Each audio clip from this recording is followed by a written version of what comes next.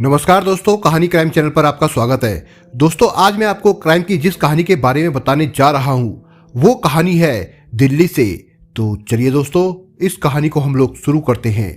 दक्षिणी पूर्वी दिल्ली की अमर कॉलोनी के old double storey Lajpat Nagar में फेज 4 के मकान नंबर 1/62 में रहने वाले AK दत्ता दिल्ली जल बोर्ड में काम करते हैं। उनके घर की तीसरी मंजिल पर सुनील तमांग अपनी एक रिश्तेदार अनीता के साथ पिछले 1 साल से किराए पर रहता था। 9 सितंबर की रात को सुनील की महिला रिश्तेदार अनीता ग्रेटर नोएडा में अपनी एक दोस्त से मिलने चली गई थी। 10 सितंबर की दोपहर करीब 2 बजे वो जब लौटी तो अनीता ने देखा कमरे का दरवाजा खुला था। कमरे में बिस्तर पर सुनील खून से लथपथ पड़ा था। सुनील को इस हालत में देखकर अनीता के हलक से चीख निकल गई।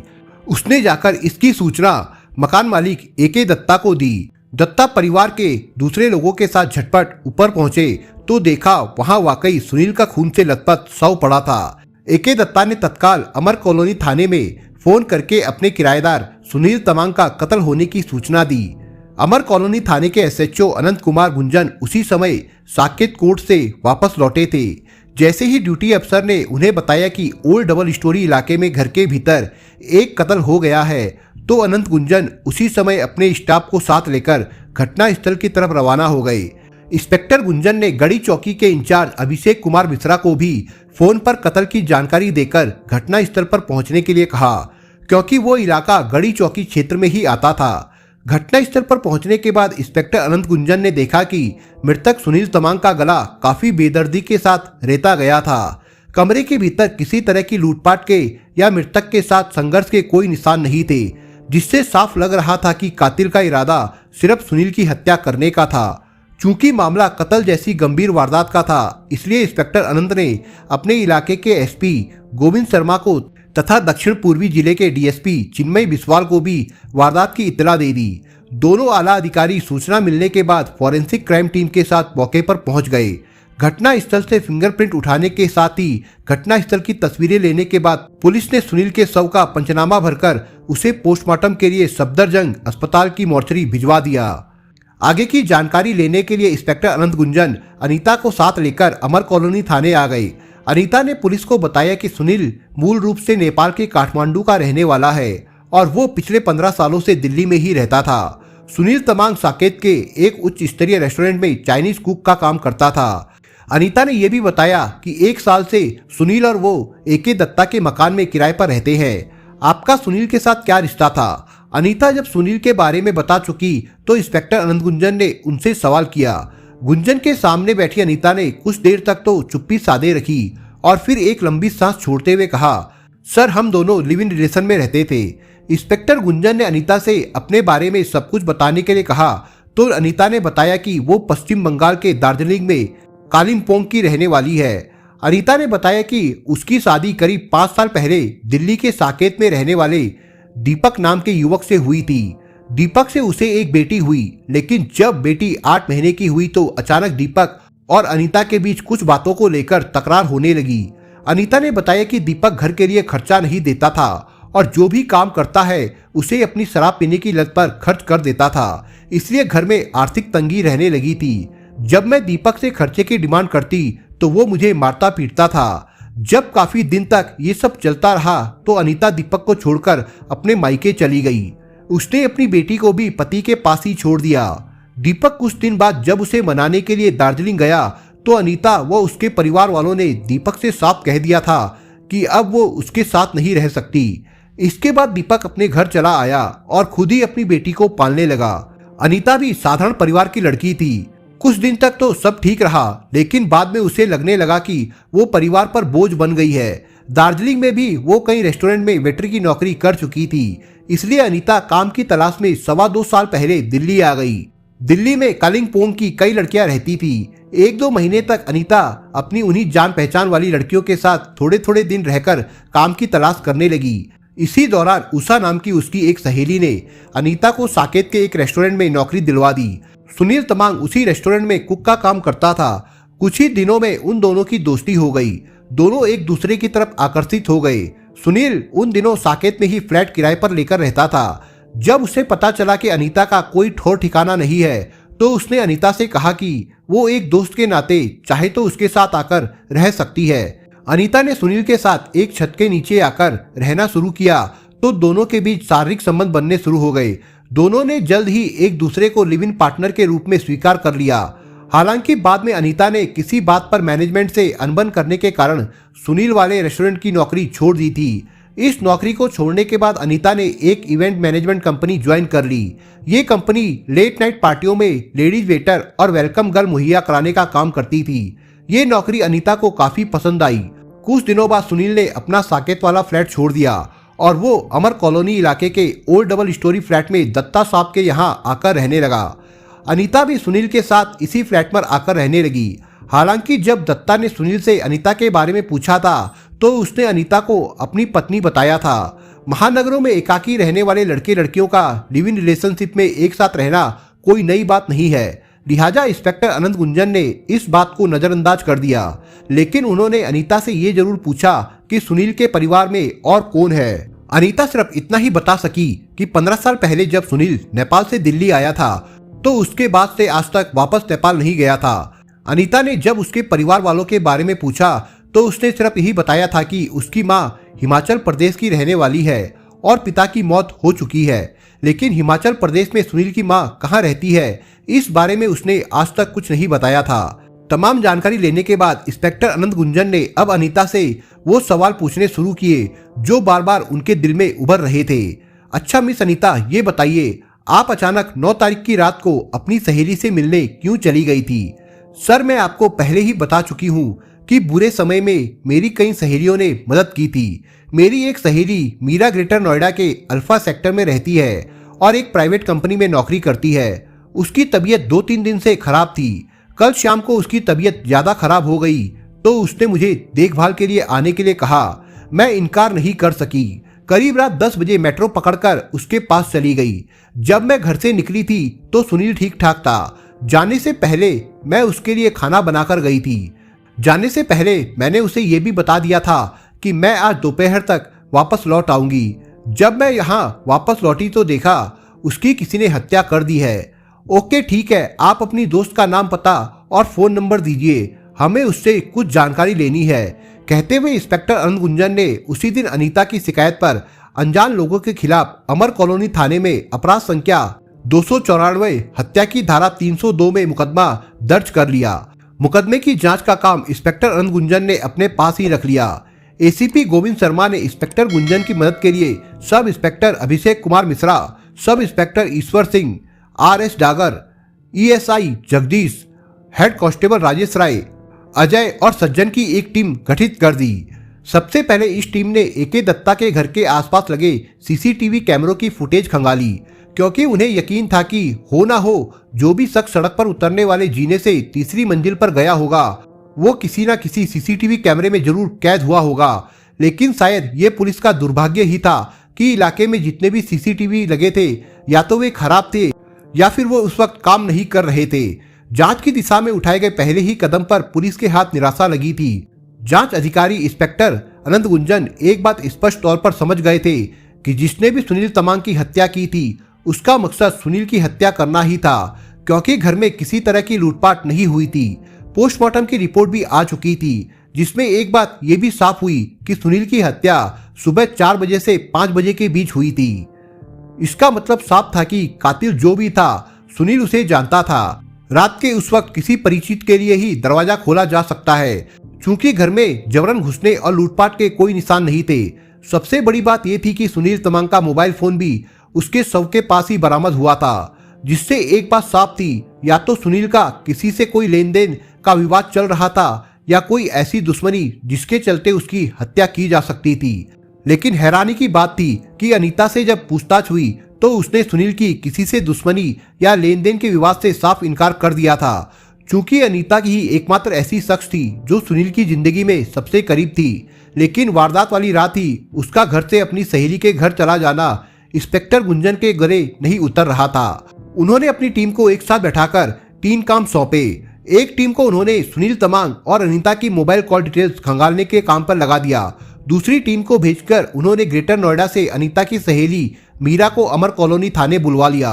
इंस्पेक्टर अनंत गुंजन ने मीरा से अनीता के 9 सितंबर को उसके घर आने से संबंधित सवाल पूछे गए तो मीरा ने यही बताया कि उसकी तबीयत कई दिनों से खराब थी, लेकिन उस दिन दोपहर बाद से ही उसे ज्यादा तकलीफ थी। चूंकि अनीता करीबी दोस्त है तो इसलिए उसने अपनी देखभाल के लिए अपने पास आने के लिए उसे कहा था।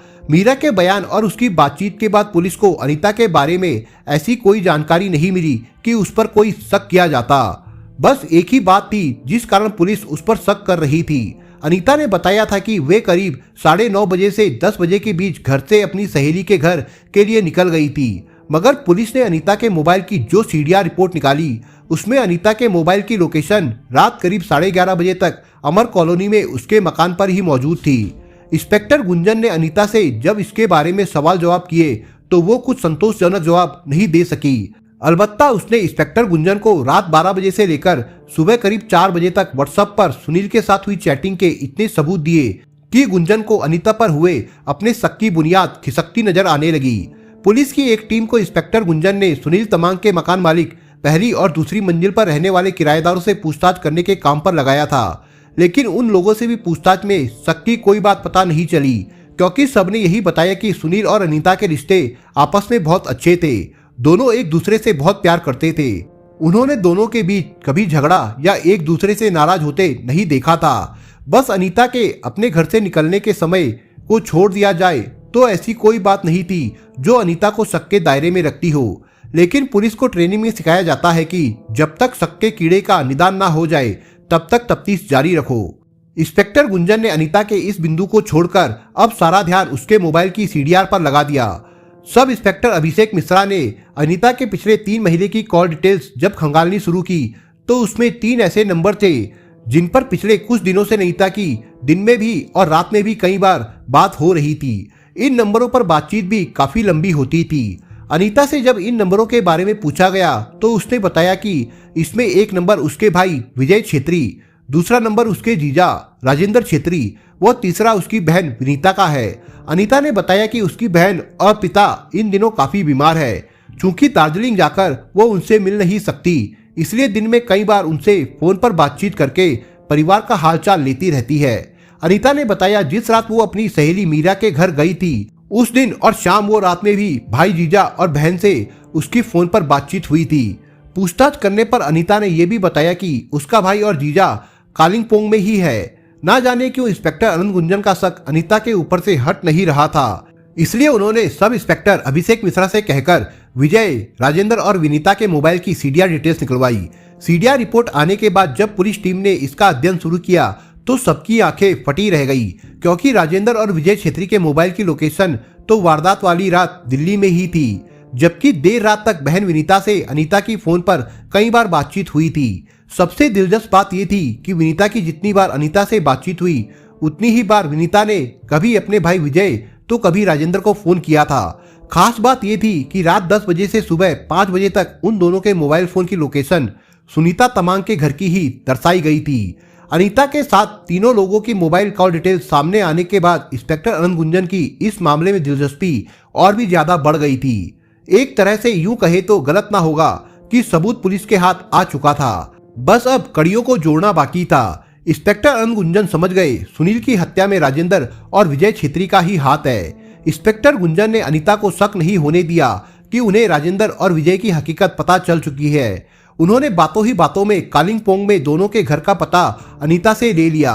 सब इंस्पेक्टर अभिषेक मिश्रा के नेतृत्व में एक पुलिस टीम उन्होंने उसी दिन दार्जिलिंग रवाना कर दी। 13 सितंबर की शाम को सब इंस्पेक्टर अभिषेक मिश्रा ने अनीता के भाई विजय छेत्री और राजेंद्र छेत्री को हिरासत में ले लिया।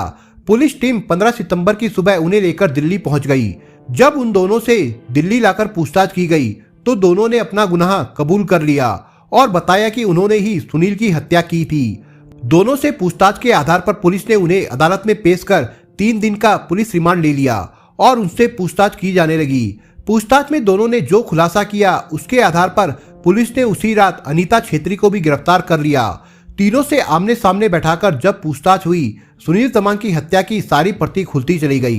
दार्जिलिंग के कालिंपोंग में रहने वाले मध्यम वर्गीय परिवार में अनीता का जन्म हुआ था। उसके माता पिता की 5 संतानें हैं। अनीता की 2 बड़ी बहन और एक भाई है।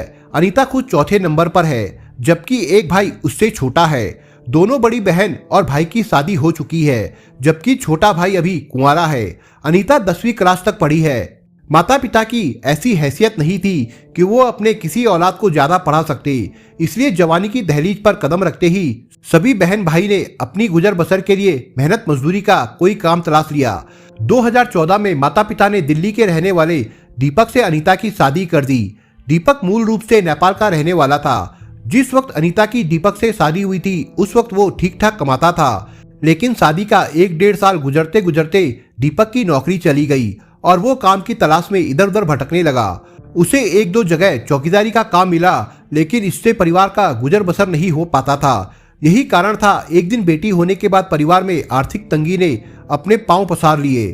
कहते हैं जिस घर में आर्थिक तंगी अपने पांव पसार लेती है वहां कलह अपने आप आ जाता है। अनीता घर के खर्चों के लिए परेशान रहने लगी। जब वो दीपक से घर के राशन पानी के लिए पैसे मांगती तो दीपक लड़ना झगड़ना शुरू कर देता। मजबूरी में अनीता ने भी लोगों के घरों में काम करना शुरू कर दिया। वो किसी के घर में खाना बनाने का काम करती तो किसी के घर में झाड़ू पोछा और साफ सफाई का काम करने लगी, लेकिन इन सब से इतनी आमदनी नहीं होती कि घर की गुजर बसर ठीक से हो पाती। इधर दीपक की दोस्ती साकेत में रहने वाले कुछ ऐसे लड़कों से हो गई थी जिनकी सोहबत में वो आए दिन शराब पीने लगा। इस बात पर अनीता की उससे अक्सर लड़ाई हो जाती थी। वो उसे इन्हीं बातों को लेकर ताने मारने लगी और इसी चीज को लेकर अक्सर उन दोनों के बीच में लड़ाई झगड़े होने लगे थे।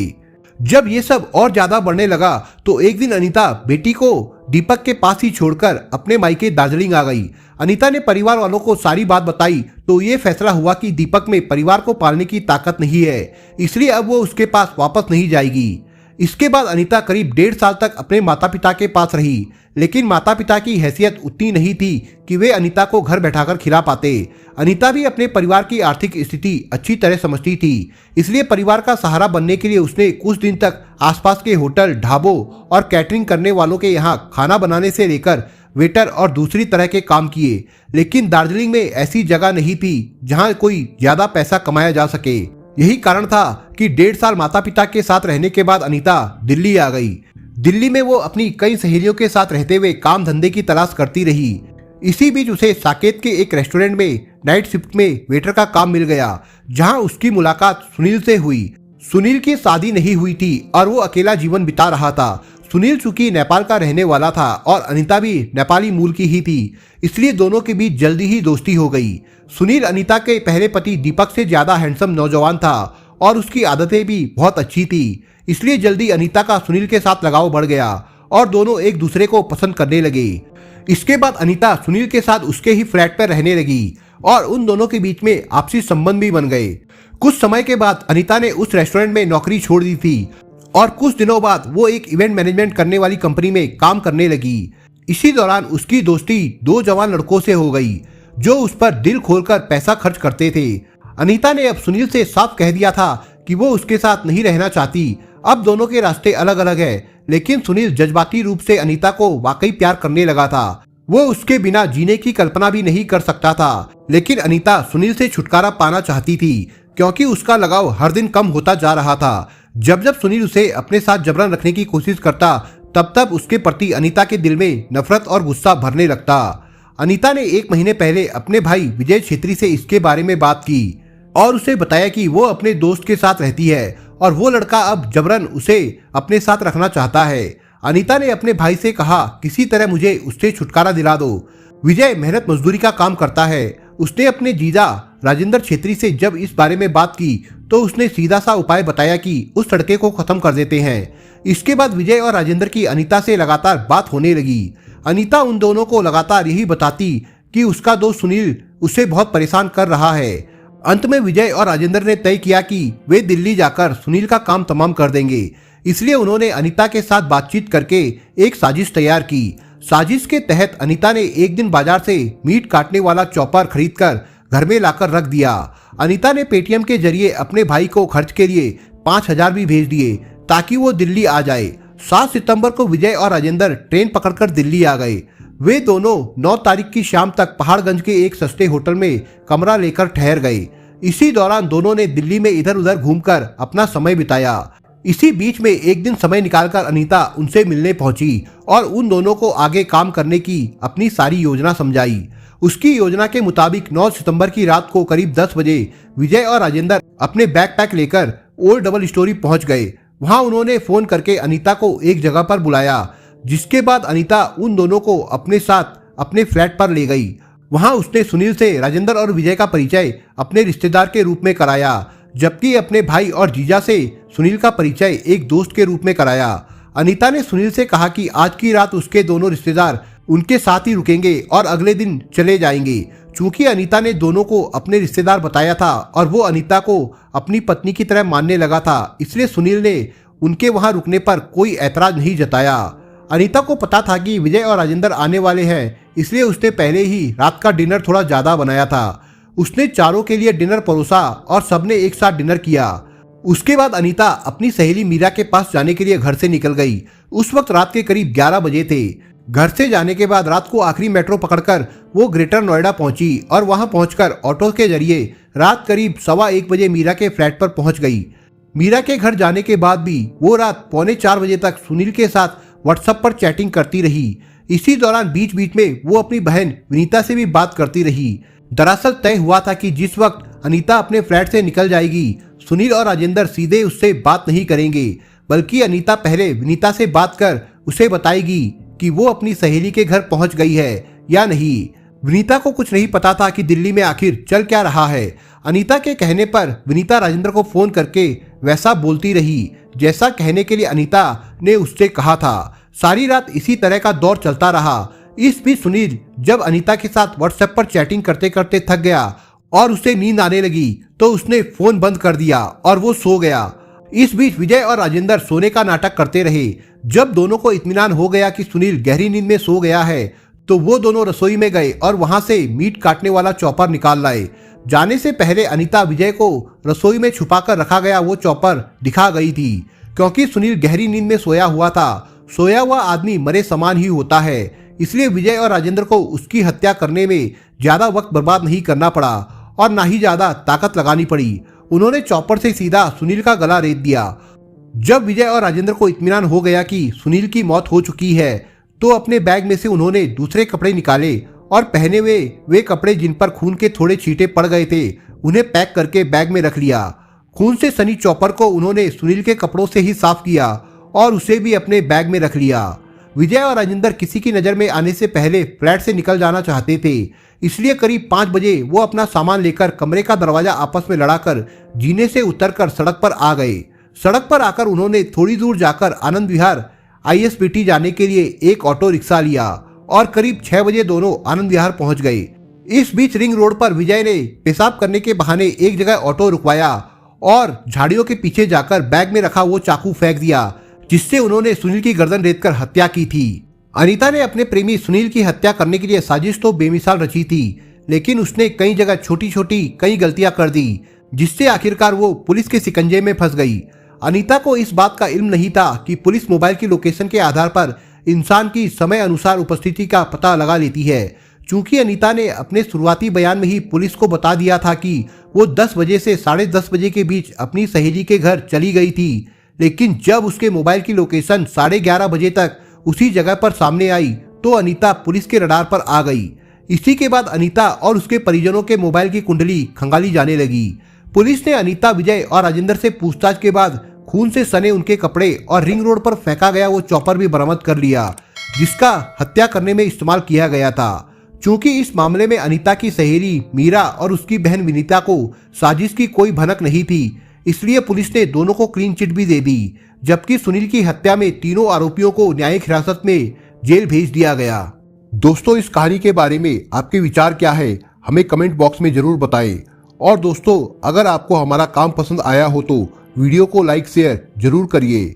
और अगर आपने अभी तक चैनल को सब्सक्राइब नहीं किया हो तो जाने से पहले चैनल को सब्सक्राइब जरूर करिए दोस्तों। धन्यवाद।